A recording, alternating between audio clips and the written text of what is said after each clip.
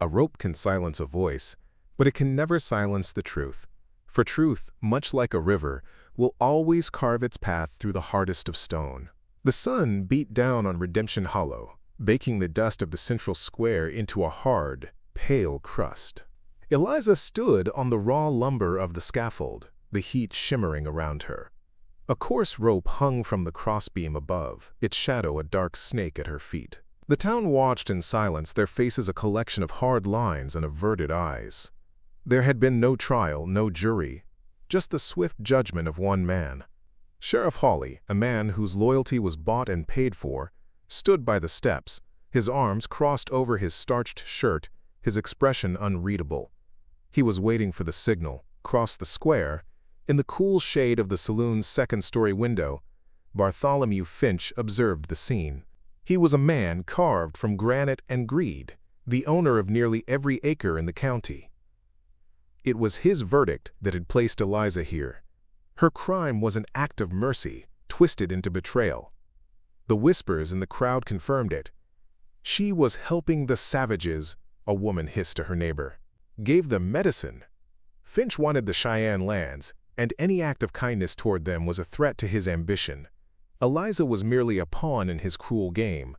Her mind drifted away from the oppressive heat, back to a cool canyon 3 months prior. A sudden storm had left her lost, her horse gone. Cody found her shivering by a creek. He was a young Cheyenne warrior, his expression serious but not unkind. He did not treat her as an enemy or a captive. He simply shared his water, then silently led her back to a familiar trail. Their meetings after that were few and secret, built on a foundation of quiet respect. She gave him quinine for the fever that swept through his people's camp, for the children. It was a human act, not a passionate betrayal. Now that act of compassion was the noose tightening around her neck. She looked toward the horizon, a vast, empty expanse of blue and brown. She was not looking for a savior. She was simply trying to remember the feeling of open space, of freedom. Sheriff Hawley glanced up at the saloon window. He saw Finch give a slight, almost imperceptible nod. The sheriff cleared his throat and raised his hand. The world around Eliza began to narrow, the buzz of the flies growing loud in her ears as the hangman took a step forward. Her breath caught in her throat. A low rumble started at the far end of the street, a sound like distant thunder. It grew rapidly, becoming a deafening roar of pounding hooves. The crowd turned, their faces a mixture of confusion and alarm. A wave of dust and horseflesh surged into the square. A dozen wild mustangs, their eyes wide with panic, their manes flying, charged through the assembled townsfolk. People screamed and scattered, diving for the safety of storefronts and alleyways. The carefully orchestrated solemnity of the execution shattered into pure chaos. The hangman stumbled back, shielding his face. While every eye was fixed on the stampede, a figure moved from the deep shadows of the livery stable. He was swift and silent, a wraith of buckskin and dark hair. It was Cody. He moved with an economy of motion that spoke of a life lived on the edge of danger. He reached the scaffold in 3 long strides, vaulting onto the platform. He ignored the panicked shouts and the terrified horses. His focus was entirely on Eliza. A long blade appeared in his hand, its edge glinting in the harsh sunlight. One clean slice, and the rope binding her wrists fell away. He did not pause. Another upward slash of the knife, and the thick rope hanging from the beam was severed. It fell harmlessly to the wooden planks. Cody did not speak a single word. There was no time. He grabbed her hand, his grip firm and steady, pulling her from the platform. His touch was not rough, but urgent. It was the same silent communication they had shared in the canyon, a language of action that was clearer than any words. He led her away from the center of the chaos, toward the narrow alley between the blacksmith and the general store. A pinto, tied loosely to a hitching post, waited for them in the alley. Cody swung himself into the saddle and pulled Eliza up behind him. The first coherent shouts were rising from the square as the sheriff and his men regained their composure. The sharp crack of a firearm cut through the noise, but the bullet went wide, striking the wooden wall of the blacksmith shop. It was too late. Cody spurred the horse, and they shot out of the alley, swallowed instantly by the thick rust-colored cloud of dust that still choked the town square. They were gone. Bartholomew Finch stormed out onto the saloon balcony, his face a thunderous mask of fury. The chaos below was an affront to his authority, a public humiliation. "Hawley!" he roared, his voice cutting through the lingering confusion. "Get a posse! I want them found!" The sheriff, dusting off his hat, hurried toward him. $100 for the head of that savage," Finch declared, his voice ringing across the square for all to hear. "And bring the woman back. I do not care if she is alive or dead. Do you understand me?" The sheriff nodded grimly, turning to rally his men. From the window of his small medical practice, Dr. Alistair Reed watched the scene unfold. His heart was a cold knot in his chest. He was a man of science and reason, and he knew the quinine Eliza had given the Cheyenne was meant to save lives, not to fuel a war. He knew Finch's accusations were lies, built to justify his greed. Fear, however, was a potent medicine of its own. It kept good men silent. His hand rested on a dusty ledger on his desk, his conscience at war with his instinct for self-preservation. He looked away from the window, unable to watch. The Pinto galloped across the unforgiving Badlands, its hooves kicking up stones and dry soil. Eliza held tightly to Cody, the wind whipping her hair across her face. The town of Redemption Hollow shrank behind them, becoming a small, ugly scar on the horizon. Each stride of the horse was a step away from one kind of danger and deeper into another. The wilderness was vast and impartial, offering no shelter to the weak. They were heading toward the labyrinthine rock formations of the high canyons, a place where a man could disappear. As they rode, the land changed. The flat plains gave way to towering mesas and deep, shadowed canyons. This was Cody's world, a place of stone and sky. For Eliza, it was both terrifying and beautiful. The air grew cooler as they climbed higher, leaving the oppressive heat of the lowlands behind.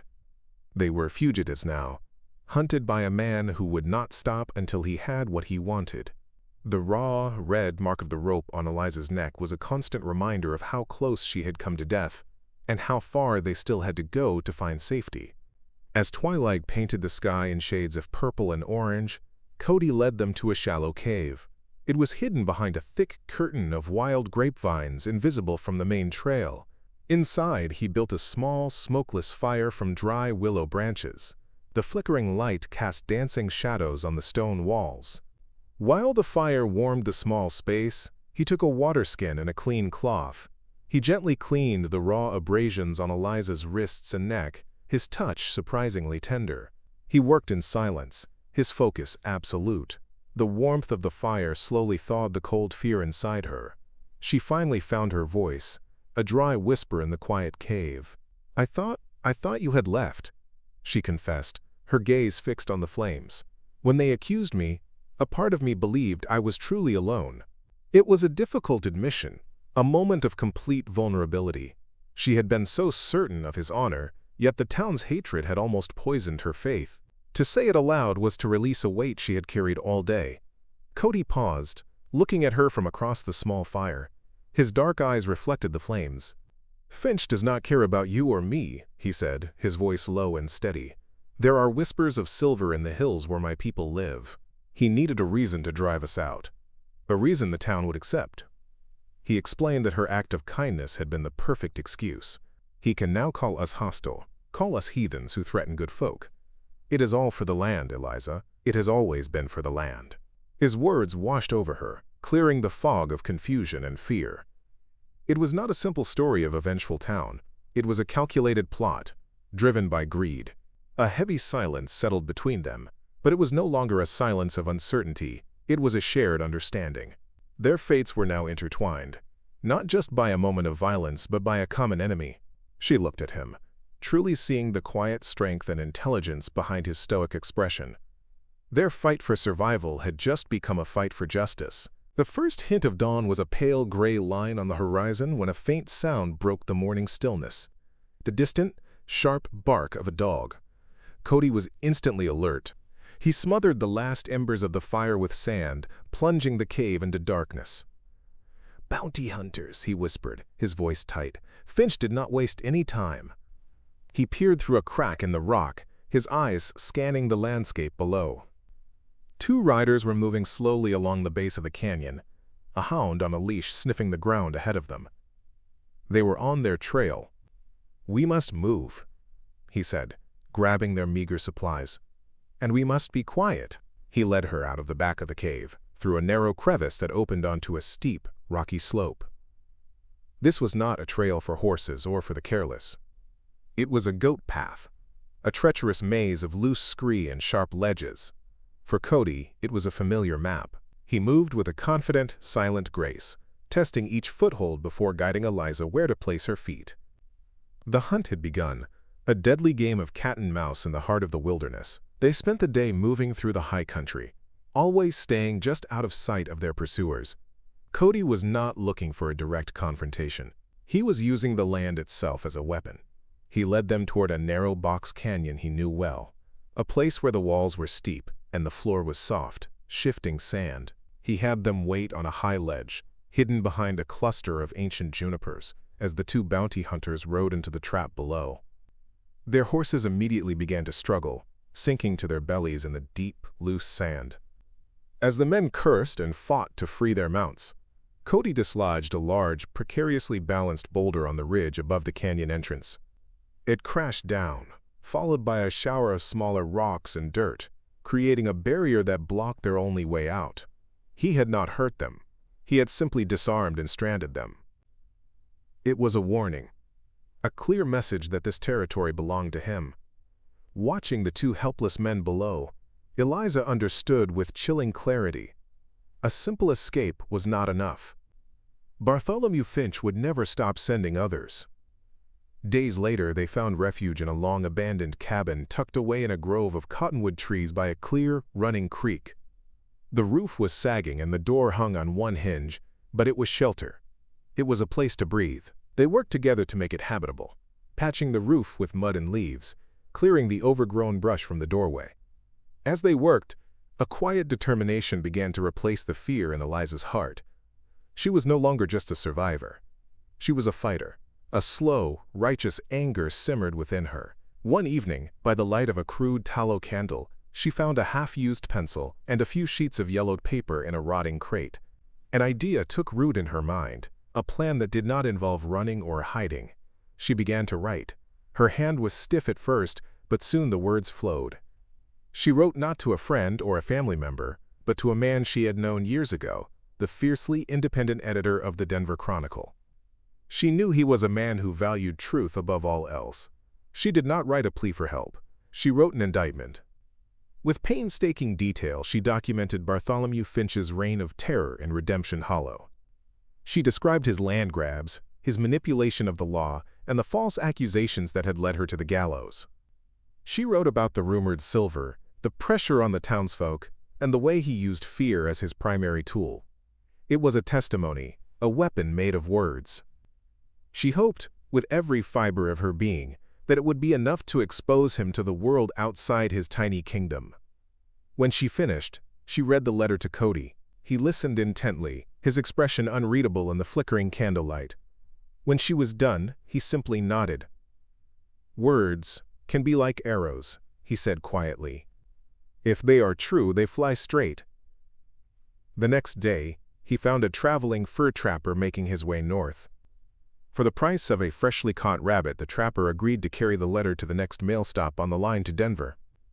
As she watched him disappear over the ridge, Eliza felt the first stirrings of hope she had known in months. Their newfound peace was shattered a few days later by the arrival of a lone rider. It was Cheyenne, Cody's cousin. His face was grim, his horse lathered with sweat. He brought grave news from the Cheyenne camp.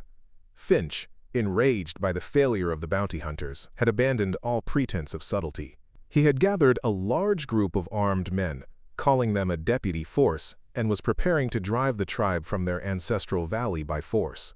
He was using the federal relocation laws as a thin veil for his land grab. Cheyenne had come with a plea. The elders had sent him. They needed Cody's leadership, his knowledge of the land and of the white man's ways. They needed him to help them organize a defense. Cody stood by the creek, the water rushing over the stones, his face a mask of conflict. His duty was to his people, to the families who depended on him. But his heart was here. with Eliza. To leave her now felt like an abandonment, leaving her vulnerable in this wild, lonely place. He was torn between two worlds, two loyalties. Eliza saw the turmoil in his eyes. She walked over to him, her steps certain. She had spent weeks being protected. Now it was her turn to be strong. She placed a hand on his arm, feeling the tension in his muscles. "Your fight is my fight now, Cody," she said, her voice firm. "We knew this day would come. Hiding will not save us, and it will not save your people." She looked toward the valley where his tribe lived. "We will face him together, but we will not fight him with his weapons of hate." Her words seemed to settle the conflict within him. He looked at her, a glimmer of admiration in his eyes. She was no longer the frightened woman he had pulled from the scaffold. She was his partner, his equal in this struggle. He nodded slowly. "You are right," he said. "We will not let him turn us into monsters like him." He turned to Cheyenne. "Tell the elders I am coming. Tell them we will not run. But we will not give Finch the war he wants." A new plan began to form. A strategy born not of violence but of cunning. Cody and Cheyenne devised their plan under the dappled light of the cottonwoods. It was a strategy of disruption, not destruction. They would not meet Finch's force head-on. Instead, they would dismantle his operation from the inside out, using their intimate knowledge of the terrain as their greatest advantage. "He needs horses to move his supplies and men," Cody explained, drawing a map in the dirt with a stick. "And he needs the valley pass to bring in his wagons. We will take both away from him." Their goal was to cripple his advance without firing a shot. That night, under the cover of a moonless sky, Cody and a small group of warriors, including Cheyenne, moved like shadows toward Finch's makeshift camp at the mouth of the valley. The guards, confident in their numbers, were careless. The Cheyenne warriors slipped past them, moving from shadow to shadow until they reached the rope corral where over 50 horses were kept. With silent precision, they cut the ropes and drove the entire herd quietly into the labyrinth of canyons to the north, leaving Finch's men on foot. Their second task was even bolder. At the narrowest point of the valley pass, a place known as the Stone Jaw, they worked for hours loosening the rocks on the high cliffs. Just before dawn, with a great, coordinated push, they sent an avalanche of stone and earth crashing down. The pass was completely blocked. Wagons, men, and supplies were now cut off from the Cheyenne lands. Finch's invasion was stalled before it could even begin, his force isolated and immobile. They had won a major victory without shedding a drop of blood. Meanwhile, back in Redemption Hollow, Dr. Reed made a decision. His guilt had finally outweighed his fear. Late that night, he unlocked a heavy wooden chest in the back of his office. Inside, beneath old medical journals, was a leather portfolio. He pulled out a set of old, brittle land grants signed by a federal agent decades ago, officially ceding the valley to the Cheyenne in perpetuity. Finch believed they were destroyed in a fire years ago. Holding the proof in his trembling hands, Dr. Reed walked out into the night, heading for the telegraph office. Eliza's letter arrived in Denver and landed on the cluttered desk of Samuel Thorne, editor of the Chronicle. He read it once, then twice. He was a cynical man, hardened by years of exposing corruption, but the raw honesty of her account stirred something in him. He assigned his best investigative reporter to the story. The resulting article, published on the front page, was an explosive exposé of Finch's tyranny. It detailed the land fraud, the intimidation, and the attempted execution. The story was picked up by telegraphs across the territory.